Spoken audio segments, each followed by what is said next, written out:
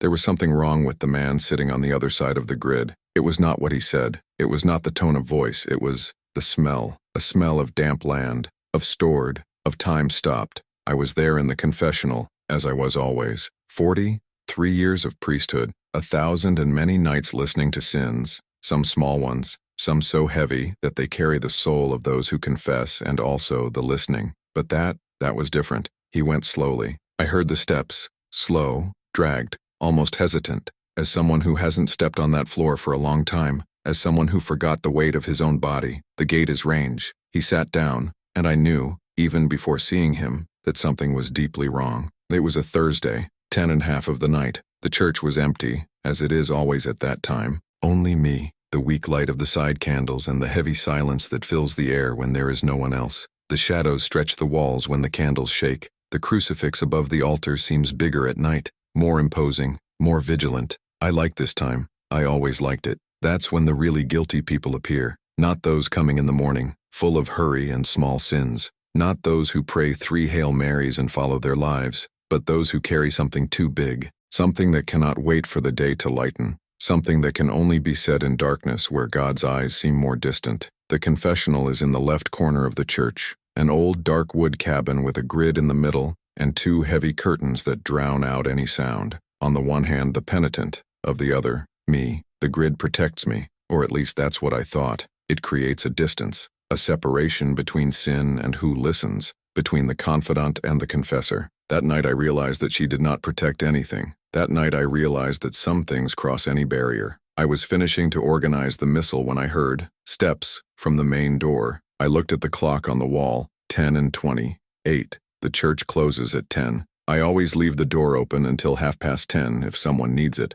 but rarely does anyone come. The steps were slow, very slow. It was not the hasty steps of someone who arrived late, not even the firm steps of someone decided. They were hesitation steps, of doubt, of someone who is not sure if it should be there. I got up, set the cassock, and walked to the confessional. I entered my side. I closed the curtain. I sat down. I waited. I heard the door on the other side open, the creak of the old wood, the sound of someone settling in the bank, and then, that smell, wetland, mold, something old, something that should not be there. My stomach tightened. "Good night, my son," I said, as I always say. Silence, far away, heavy, and then he said, "Father, I need to confess something." The voice was low, hoarse, as if it came from afar, as if it came out of a deep buried place. "You can say, my son," I said, crossing his hands on his lap. There was a long break, very long. I could hear his breath, slow, irregular, and that smell, increasingly strong. "I shouldn't be here," he said. I thought it was another speech about regret,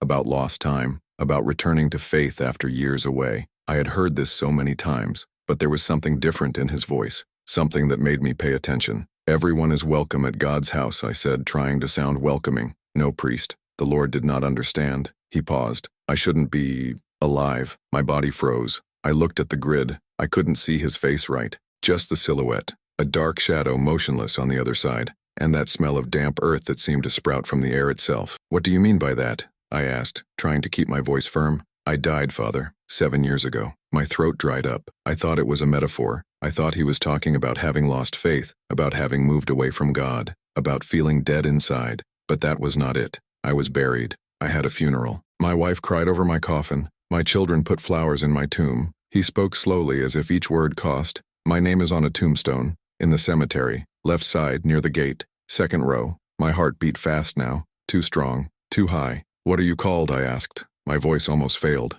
Rafael Mendez." I knew that name. My blood froze. Rafael Mendez had been a Parisian, not frequent but known, worked as an accountant, quiet man, reserved, married to Daniela, 2 small children. He had died in a car accident, on the road to the inside. The car overturned and caught fire. The Sea Orpo was unrecognizable, charred. The funeral was closed. It was 7 years ago. Daniela still came to church, always in black, always silent, always with the 2 children next door, Gabriel and Sophia. She never talked to me much, just an educated greeting, a sad look, and then left. "Rafael Mendez," I murmured, still suing. "Are you Daniela's husband?" "I am, but you are dead." "I know." Silence. I should have gotten up, should have opened the curtain. I should have looked at him in front, should have called for help. I should have done something, but I couldn't. There was something in the air, something dense, something that held me in that place, as if leaving there was worse than staying, as if when opening that curtain I would find something I shouldn't see. It was impossible. I saw him in, speak, and then disappear. But his face I recognized. It had already been buried. Since that night I don't know if I heard a lost soul, or my own fabric faith. These words pursue me to this day, because that night, sitting there, separated from him only by a wooden grid, I no longer knew what to believe, if it was a ghost, if it was my head preaching pieces, if it was God testing me, if it was the devil trying to drag me away from light, or if it was much, much worse, something I couldn't name yet. Wikatham, what do you want to confess, Raphael? I asked, forcing my voice to sound calm, professional, as I always did. He took a deep breath, or at least it seemed to breathe. The sound was strange, hollow, as if the air did not find real lungs. I lied, Father. I lied to everyone. I lied to my family. I lied to God. What? About the accident? Silence. He leaned forward. I saw his shadow move in the grid. It was not an accident. I ran away. My stomach tightened. Fugi? Like this? I had debts. Many debts. Debts that could not pay. Wrong people, priest. People who do not accept, not in response. He paused. I heard a muffled sound, as if he was running his hand on his face. People who kill. My breathing got faster. Then I pretended. I pretended the accident. I paid a man to burn a body in the car, a body that no one was going to recognize, and disappeared. He spoke slowly, like who carries an unbearable weight. I let my wife believe I was dead. I let my children grow up without a father. Gabriel was 5 years old. Sophia, 3. They called me a father for the last time on a Tuesday, and they never saw me again. His voice failed. I lived 7 years in another city, with another name, another document, another life. I pretended that Daniela never existed. I pretended that Gabriel and Sophia were just ghosts of a life I had abandoned. I squeezed my hands against each other. I didn't know what to say. Fraud, abandonment, lie, cowardice. But still, it wasn't the worst I had ever heard. I have heard confessions of men who hit the wives, of women who betrayed and lied, of parents who abandoned children, of people who stole, deceived, destroyed. But there was something in that confession that made no sense. If he was alive, why did he smell the earth? If he was alive, why did he speak like a dead man? Why did you come back? I asked, my voice almost a whisper. Silence. And then he said something that made me tremble. Because I didn't come back, priest. Like this? I never left. My throat dried up. What do you mean? I'm in the cemetery. In the tomb they dig for me. I'm there, priest. I've always been there. My blood froze. But you are here now. I am. But it shouldn't. He tilted his head forward. His shadow grew in the grid. It almost touched my side. Because the body that burned in that car, priest. He paused. Far away. Painful. It was not a stranger. I held my breath. My whole body was tense. My hands trembled. Who was it? I managed to ask. He was silent for a long time. I could hear my own heart beating. Strong, fast, desperate. From someone I loved. He said finally. My mind turned. Someone he loved. Someone close. Someone who trusted him. Who? I insisted, my voice failing. But he didn't answer. Instead, he got up. I heard the sound of the curtain opening. Slow steps. Dragged. Going towards the exit. Wait, I shouted, getting up too. But when I left the confessional, the church was empty. Absolute silence. The candles were still shaking. The crucifix still watched us. But Raphael had gone. I looked around. Desperate. Confused. And then I saw it. In the bench next to the confessional where he should have passed, there was something. A golden alliance. Old. Sprinkled. Land-stained. I approached, slowly. I caught with trembling fingers you. Inside. Recorded. A name that I recognized immediately. Daniela. My whole body froze. That was Raphael's wedding ring, which he used. The one that should have been buried with him. I looked at the church door. Still open. Just darkness outside. And at that moment I realized. He had not come to confess to break free. He had come because something still held him. Something that neither death could erase. I couldn't sleep that night. I was lying in the parish house room, looking at the ceiling, holding that covenant in his hands. The gold was cold, heavy, as if it carried more than just metal. I turned it between my fingers, reading and rereading the name recorded inside. Daniela. I tried to rationalize. I tried to find logical explanations. Maybe it was a confusing man. Maybe someone with mental problems. Maybe someone who was going through Rafael Mendez for reasons I still didn't understand. But that smell of damp land, those stray steps, that voice, and the alliance. How did he have the covenant? When the son was born, I was already dressed. I had a quick coffee, took the covenant, and left. I needed answers, and I knew exactly where to start. Altar. The cemetery is 10 minutes from the church, a small area surrounded by walls of old bricks and crooked trees, as if they tried to flee the place. I entered the main gate. The guard greeted me with a nod. He knew me. I came there often for seventh-day blessings and masses. Good morning, priest. It came early today. Good morning, you Manuel. I need to check a tomb. Any problem? No, just a personal question. He didn't insist. Let me pass. I walked on the left side near the gate, second row, just as Raphael had described, and there it was, a simple tomb, gray marble tombstone, withered flowers in a vase next to it, and the recorded name, Rafael Mendez, 1979, 2018, beloved husband and father. Rest in peace. I stood there looking at that stone. 7 years. He was down there, or at least it should be. I knelt. I leaned my hand on the tombstone. It was cold, humid, covered by a thin layer of moss. Who are you? I muttered, as if the stone could answer. Nothing, only the wind passing between the trees, the distant sound of birds, and that dense silence that only exists in cemeteries. I looked around. Nobody. And then I did something I had never done before. I prayed for the soul of a man who may not be dead. I went back to the church with more questions than answers. If Raphael was alive, why did he say he was in the tomb? If he was dead, how did he get to enter the church? And the alliance, the damn alliance. I sat in my office, took the phone, and called the parish office. Sister Cecilia, I need a favor. Of course, Father. What do you need? The 2018 funeral records. Rafael Mendez. Can you check? I heard the sound of papers being moved. Computer keys. I thought. Rafael Mendez. Deceased on March 14, 2018. Car accident. Unidentifiable body. Closed funeral. Present body mass performed by Father Augustus. Father Augustus was my predecessor. He retired 5 years ago and went to live in the countryside. Do you have any more information? Let me see. Ah, there is an observation here. Widow requested fast burial due to the state of the body. No prolonged wake. I wrote down everything. Thank you, sister. Need something else, just call it. I hung up. Daniela had asked for fast burial. No prolonged wake. This was common in cases of charred bodies. No one wants to see. No one wants to remember, but what if she knew? What if Daniela knew that the body wasn't from Raphael? It was as if the thought invoked it. 2 hours later, I heard the bell of the church. I went to the door, and there she was, Daniela Mendez, still in black, always in black, hair tied, pale face, back eyes. She looked tired, too old for the age I was. Good morning, priest. Good morning, Daniela. Enter, please.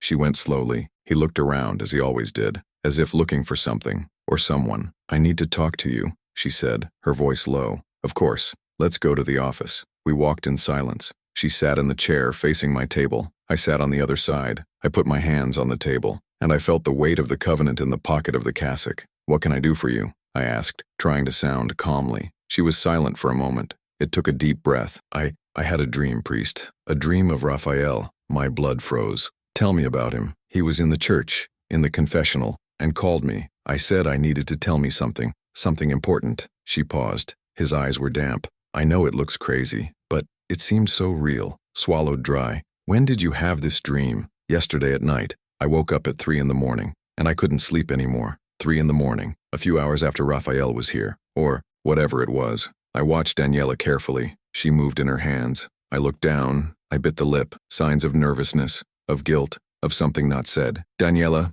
can I ask you a question? She looked up. Of course. Are you sure it was Raphael in the car? His face changed. The eyes widened slightly. The breath became faster. What do you mean? The body was very burned. It was not possible to identify visually. How were you sure? She looked away. They identified by the clothes, by the wallet, by the car. It was his car, priest, and the wallet was there. But the body, there was not enough body to recognize. She interrupted, her voice shaking. The IML used dental records and confirmed dental records. That was solid, hard to falsify, but not impossible. And the alliance? I asked, feeling my heart accelerate. She blinked. Alliance? Raphael's wedding ring. Was she buried with him? Daniela was silent. Long seconds. And then I said something that made me tremble. No. What do you mean? No? I insisted. She took a deep breath, still avoiding my gaze. Raphael, he wasn't using the covenant when he died. He had taken a few days earlier. He said he was hurting his finger. That needed to adjust the size.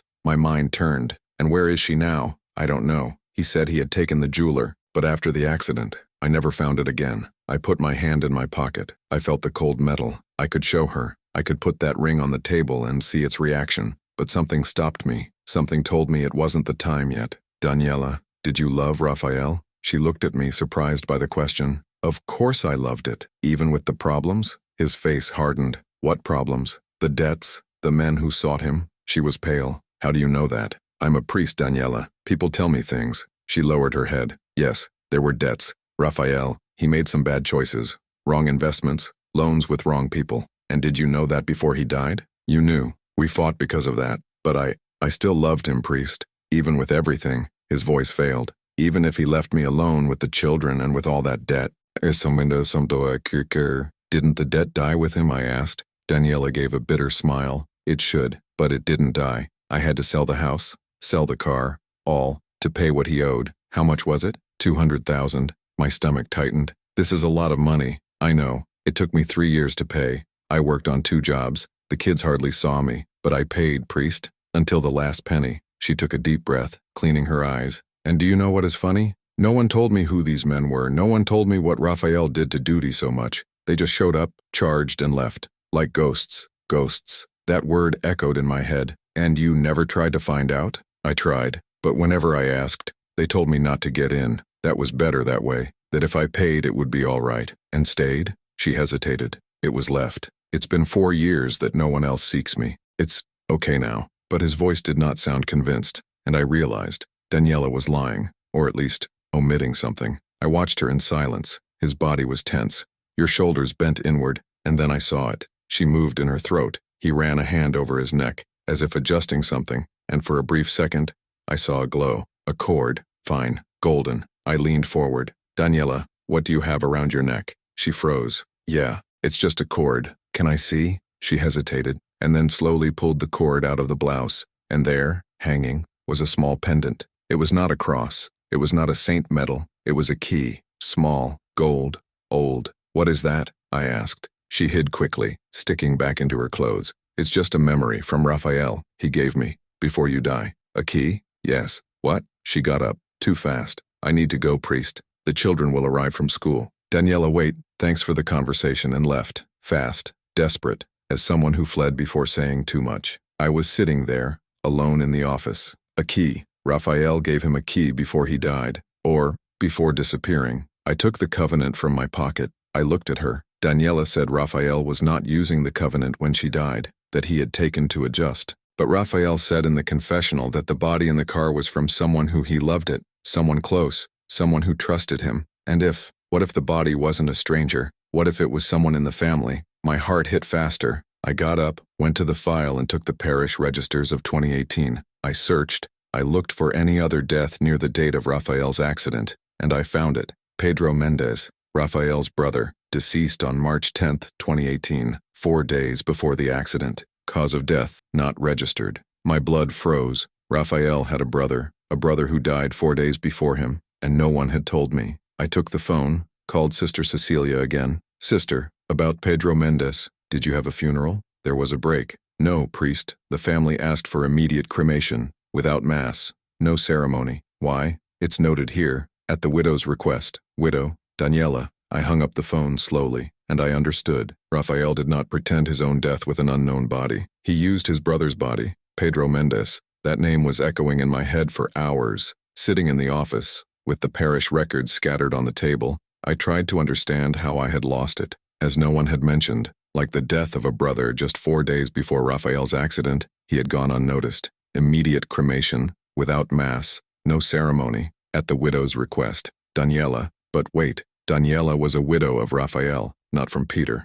unless I got another record. I searched for Pedro's name in the wedding archives, and I found it. Pedro Mendez and Daniela Costa, married on June 12, 2004. My blood froze. Daniela was married to Pedro first, not with Raphael. My mind began to assemble the pieces. Pedro and Daniela were married in 2004. Raphael was the younger brother, and at some point, Daniela stayed with Raphael. Divorce? Separation? I searched more. Nothing. There was no record of divorce. Only Peter's death certificate, and soon after Raphael's. And in Raphael's death record it was, Widow Daniela Mendez, as if Peter had never existed. I got up from the chair and walked to the window. Outside, the day was cloudy, gray, heavy. I felt a cold climb through the spine. Something was very wrong. Raphael appeared in the confessional saying that his body in the car was from someone he loved, someone close, and now I knew who it was. Pedro. Your own brother. But why? Why would Raphael kill his own brother and pretend his own death? And Daniela,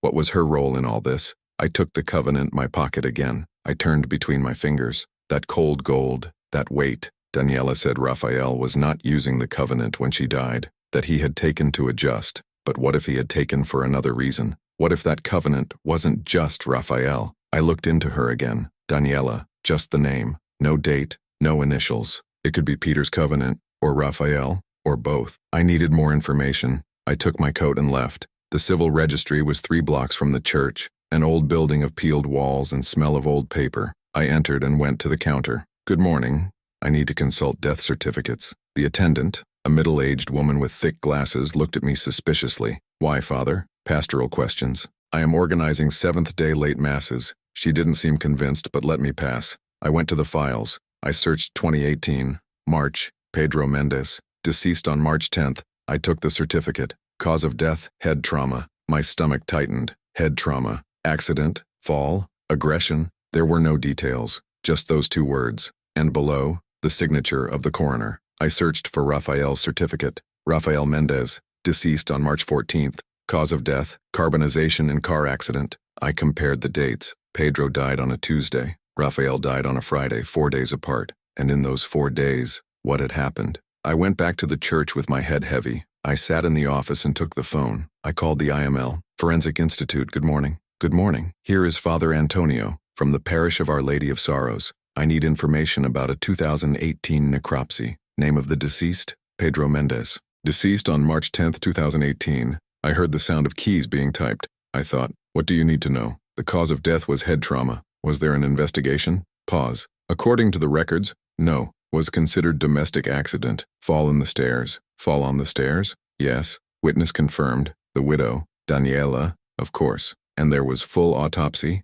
No, sir. The family requested immediate cremation. As there was no evidence of crime, it was authorized. Evidence of crime. But has anyone really investigated? Or just accepted the word of Daniela? Thanks, he said, and hung up. I stared at the phone. Peter fell from the stairs. Daniela witnessed. And 4 days later, Raphael died in a car accident, using Peter's body. I felt my throat dry. My hands trembled. I was a priest. I listened to confessions. I dealt with sins every day. But that was different. Raphael not only pretended his own death, he killed his own brother. Or at least, used his body to disappear. And Daniela knew. She helped. She lied to the police, lied to the IML, lied to everyone. I got up and started walking through the office.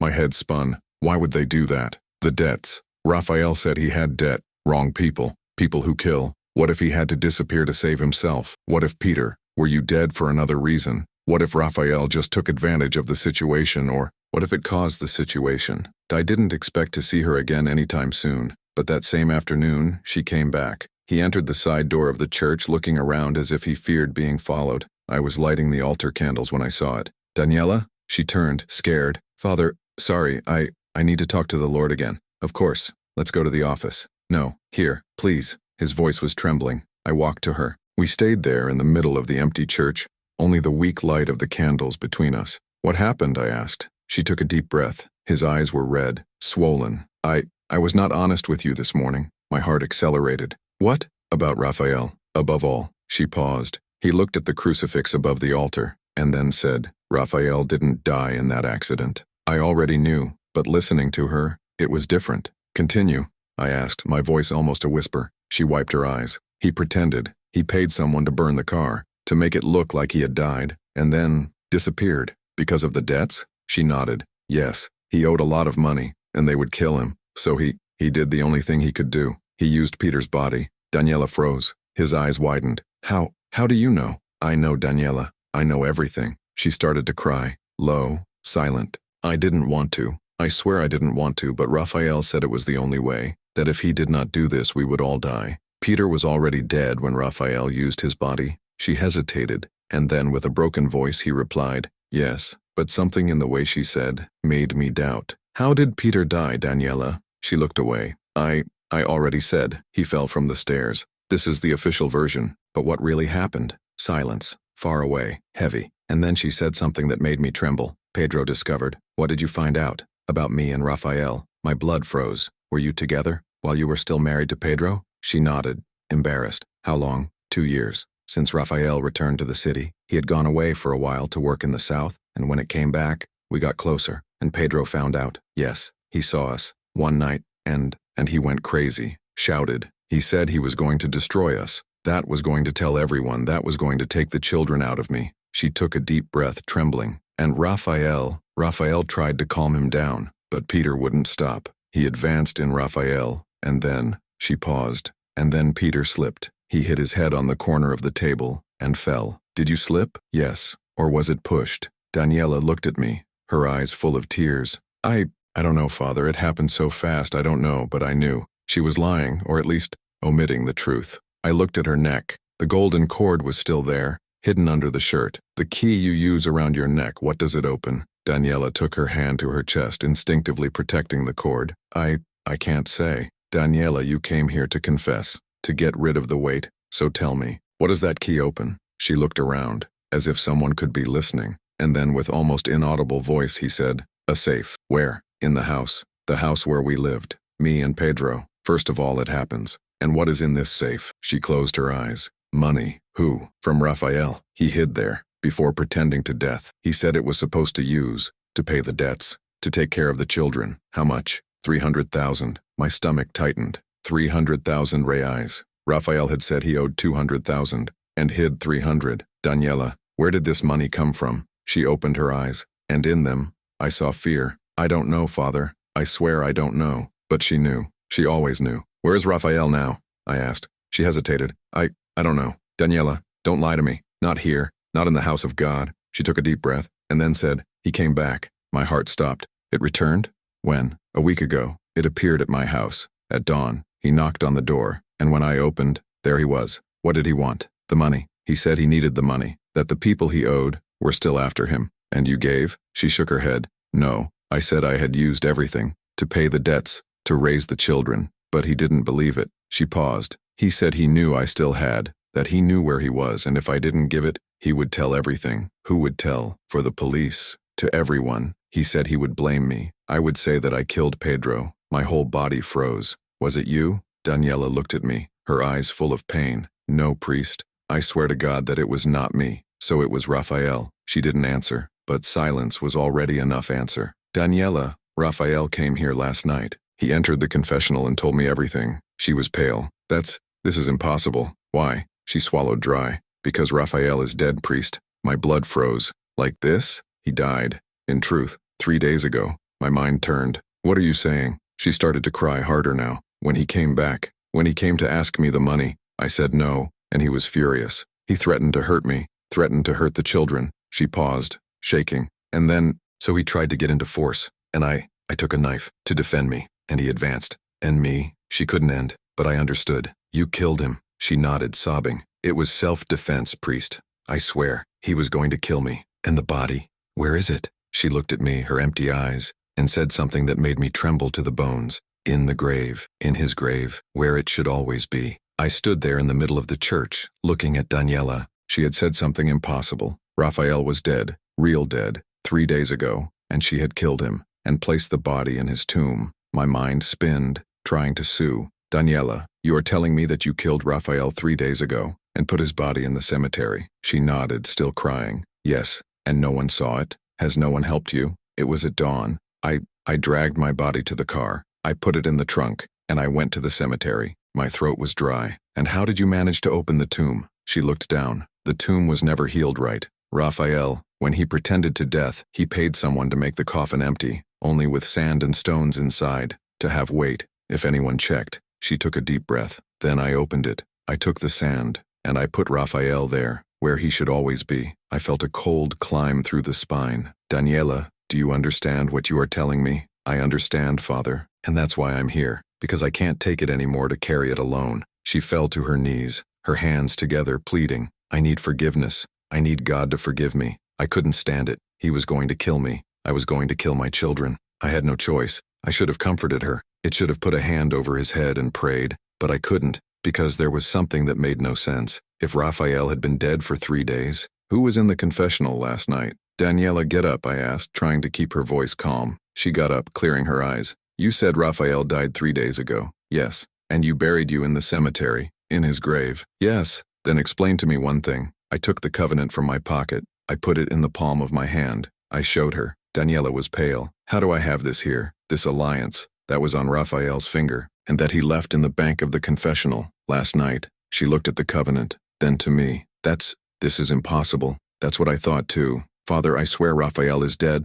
I killed him. I saw the body. I buried with my own hands. His voice was desperate now. So how is this alliance here? Silence. And then she said something that made me tremble. I took his covenant, before burying, to keep, to remember. And where did you put it? In the safe, along with the money. My blood froze. Daniela, are you telling me that this alliance was locked in the safe? He was. And who has the key to this safe? She took her hand to her neck, touched the golden cord. Just me. So how is she here? Daniela began to tremble. His eyes widened. I don't know, but I knew. Someone had opened that safe. Someone had taken the covenant. And that someone had entered the confessional. Kutogura, my Daniela, I need you to take me to this safe now. Father, I can't. If anyone finds out, if what you are telling me is true, then something much worse is happening, and I need to understand what. She hesitated, but then he nodded. He is well. Let's go. We left the church. We took my car. She guided me through the streets until we reached an old neighborhood, with small houses and high walls. We stopped in front of a corner house, peeled painting, closed windows, abandoned garden. It's here, the house where I lived with Pedro. Don't you live here anymore? No. After Raphael died, I sold, but I never delivered the keys. The new owner never appeared to catch them. We got out of the car. She opened the gate. We entered. The house was empty. No furniture. Lifeless. Just the smell of mold and dust. Daniela took me to the bottom room, a small room with a broken window and moisture stains on the walls. She knelt in the corner. He pushed a board out of his floor, and down there was a small safe. Metal. Rusty. She took the cord out of her neck. He opened the lock with the golden key and opened the safe. Inside there were packs of money, old notes, wrinkled, and an empty space. The covenant was here, she said, pointing to space. I put it here 3 days ago, along with Raphael's wallet and the clock. I looked inside. The wallet and the watch were still there. Only the covenant was gone. Anyone else knows about this safe? I asked. No, no one. Not even the children. She hesitated. No, I never told them. He is sure? Absolute. But something in her voice made me doubt. We closed the safe. We returned to the empty room. Daniela sat on the floor, leaning against the wall. I sat next to her. Daniela, I need you to tell me the truth about Pedro, about how he really died. She closed her eyes. I already said. He fell. No, you said he slipped and hit his head. But that's not true, is it? Silence. Daniela, if you want forgiveness, you need to tell me the truth. All of it. She opened her eyes, and in them, I saw something that made me back down. Blame. Pure and heavy guilt. Raphael pushed him, she whispered. My heart accelerated. Was it intentional? She nodded, the tears down. Yes, Peter found out about us and threatened to destroy us. He said he was going to tell everyone. That was going to take the children out of me. That was going to make Raphael pay for everything. She paused. And Raphael couldn't let it happen, because the debts, the men who sought him, if they knew where he was, he would be dead.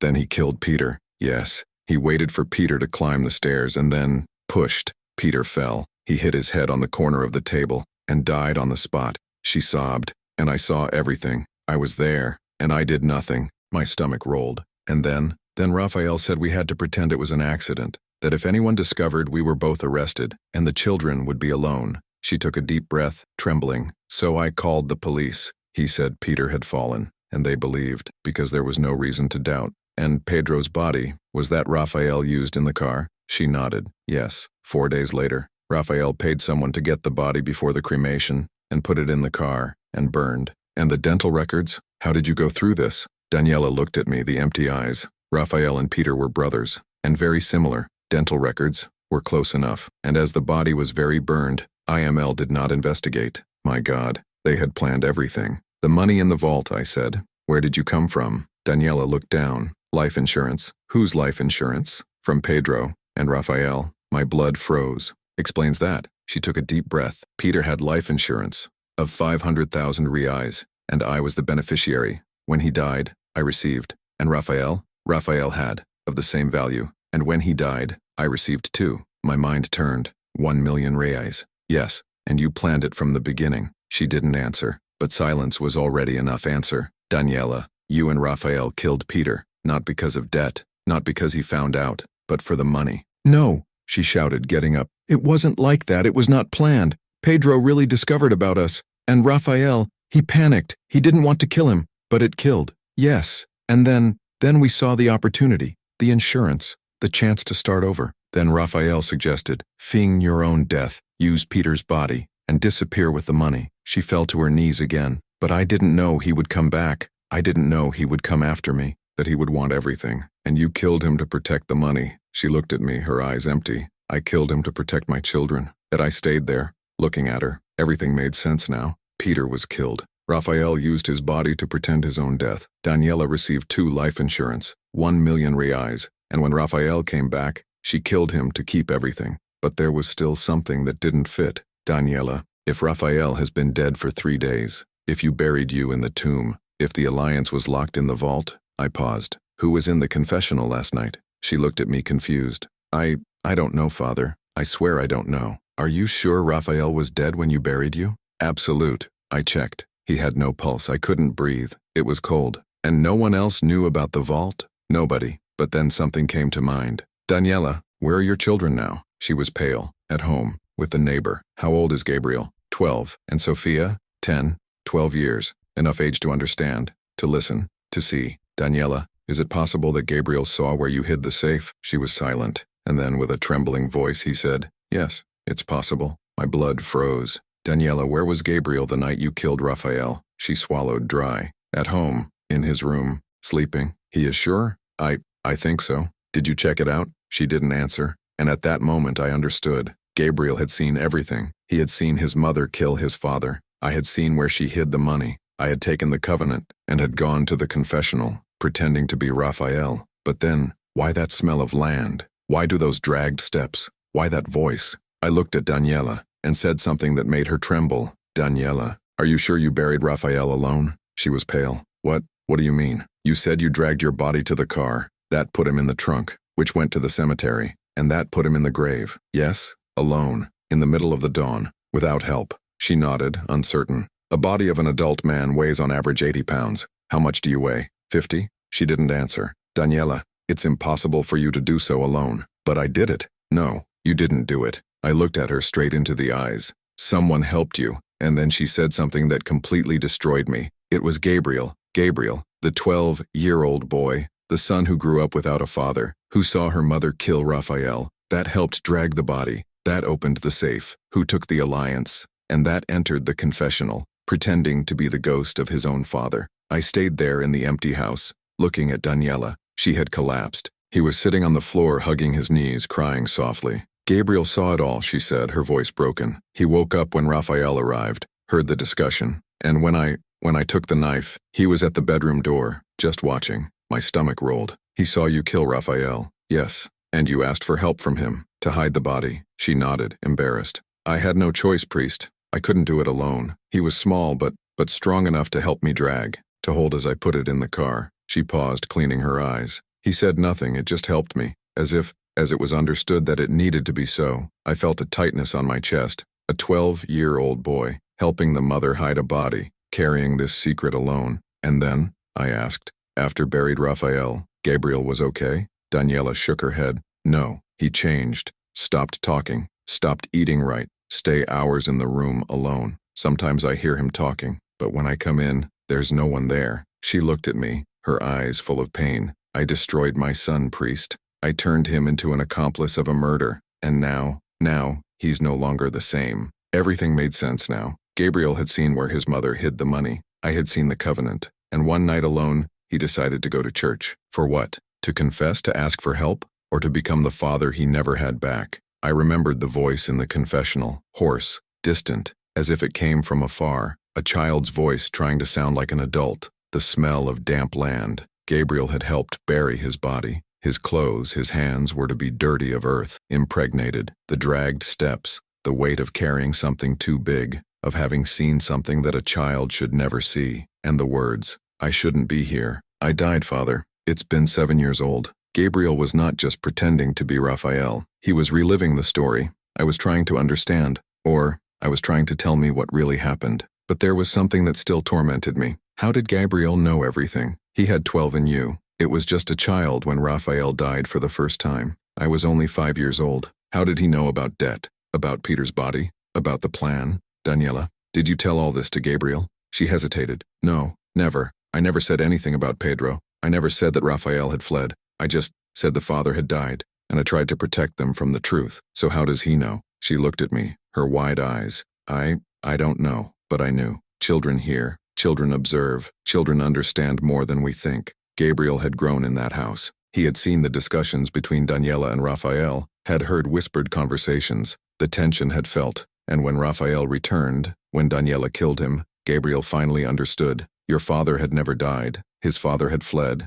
and his mother had killed him. We left that house in silence. I took Daniela back to the church. She entered, knelt before the altar, and stayed there, praying low. I sat on the benches, looking at the crucifix, and for the first time in 43 years of priesthood, I didn't know what to do. Daniela had confessed. I had asked for forgiveness, but what could I offer her? Absolution? How to acquit someone who killed twice? That involved your own child in a crime. That destroyed an entire family. And Gabriel, what could I do for him? He had not confessed. Not directly, but that night, in the confessional, he had tried. I had tried to tell me, in your own way, pretending to be the father, repeating the words, carrying the weight, and I didn't understand. Until now. It was impossible. I saw him speak, and then disappear, but his face I recognized. It had already been buried. Since that night, I don't know if I heard a lost soul, or my own fabric faith. These words chase me, because I don't know yet who was really in that confessional. Was it Gabriel, a destroyed boy trying to find meaning in chaos? Was it the memory of Raphael, still alive in the objects he left, on the land that covered him? Or was it something deeper, something I can't name? Sometimes at night, when I close my eyes, I hear that voice again. I shouldn't be alive, and I wonder, was Gabriel really pretending? Or did he really become the father at that moment, carrying the blame, the lie, the weight of a death that should never have happened? Daniela finished praying. He got up. It came to me. What should I do, Father? I looked at her. His face was tired, aged, broken. I don't know, Daniela. Won't you report me? I was silent. The confessional is sacred. What is said there, dies there. But Gabriel was not to blame. He was just a child who had been dragged into a crime that was not his own. Daniela, I can't report you. What was said in the confessional is in the confessional, but Gabriel, he needs help. What kind of help? Professional, psychological. He saw things that no child should see. He carried a body, hid a secret. This will destroy it if you don't do anything. She nodded, crying. I know. I will seek help. I promise. And the money? What are you going to do with him? She looked at the floor. I don't know. Return. For the families of the people Raphael harmed, for whom he owed. No matter how long it takes, return. She nodded again. He is well, but I knew she wouldn't. The money was already spotted with blood, and Daniela was stuck in him. 2 days later, Gabriel appeared in the church, alone. He went slowly, looking around, as if he looked for something. When he saw me, he stopped. Hi, Father. Hi, Gabriel. He approached. He sat on the bench beside me. We were silent for a while, and then he said, You know, right? My heart squeezed. I know what, my son? About my father. About what happened. I looked at him. His eyes were empty, too old for age. Your mother told me some things. Did she tell everything? Yes. He nodded. He looked at the crucifix. I helped her, hiding the body. I know it was wrong, but I didn't know what to do. He was going to hurt her. I saw it in his eyes. His voice was calm, cold, as if counting on something that had happened to someone else. Gabriel, you are not to blame. You were just a child trying to protect your mother. But I'm to blame, priest, because I knew. I always knew. What did you know? He looked at me. That my father was not dead, that he had fled. I remember him, of the day he left. I was small, but I remember. He said goodbye to me. He said he was leaving, and that I should take care of my mother. My blood froze. And you never told anyone? No, because he made me promise. He said that if I told, bad men would come, and they would hurt us. He paused. So I kept the secret for 7 years. And when he came back, I knew it wasn't supposed to stay. It was you, in the confessional, that night. Gabriel nodded. Yes. Why? He took a deep breath. Because I needed to tell, to someone, and I couldn't count on me. So, I pretended to be him, because so it was easier. Tears began to go down his face. I took the alliance. I put land in my clothes. I tried to speak like him, so that the Lord would believe. And did you want me to know the truth? Yes, but not either. Because if you knew, my mother was arrested, and I would be alone. He looked at me, his eyes full of pain. So I told you, but not really. So that the weight was not just mine. My heart broke out. That boy had carried the weight of an entire family, and now it has shared with me. I put my hand over his shoulder. Gabriel, you're not alone, and you are not to blame for what happened, but you need to live. It needs to be a child again. You need to let this weight go. He shook his head. I can't, Father. Every night I see his face, the blood, the way the mother cried later. I can't forget. You don't have to forget, but you need to learn to live with it. And I will help you. Your mother will help you. We will not leave you alone. He hugged me and cried, for the first time, like a real child. And I held him and prayed for the soul of Raphael, by Peter's soul, for the soul of Daniela, and especially for Gabriel's soul, which still had a chance to be saved. Daniela was never arrested. I didn't report it. It couldn't. The confessional is sacred, and what was said there dies there. But Gabriel still comes to church once a week, sits in the same bank, and stay there in silence, sometimes talking to me. Sometimes it just looks at the crucifix, and I know he carries that weight, just like me, because that night, when he entered the confessional pretending to be his father, he was not just trying to tell me the truth, he was trying to get rid of her, and we failed both of them, because the truth never leaves. She stays, buried,